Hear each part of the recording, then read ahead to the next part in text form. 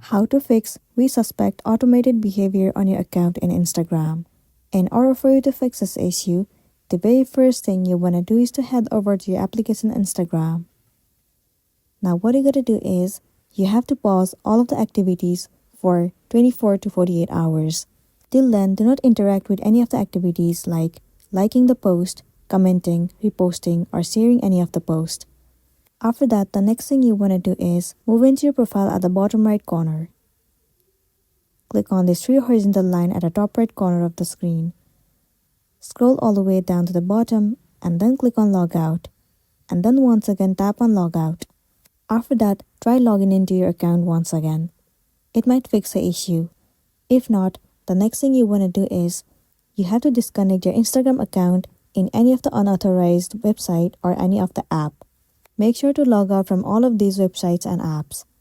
Once done, now another thing you want to try doing is, simply turn off the VPN. If you are connected to any of the VPN, then simply turn it off.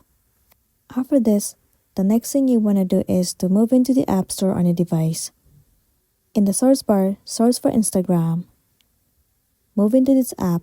You have to make sure that you are using the updated version of the app. So simply click on Update and Update it.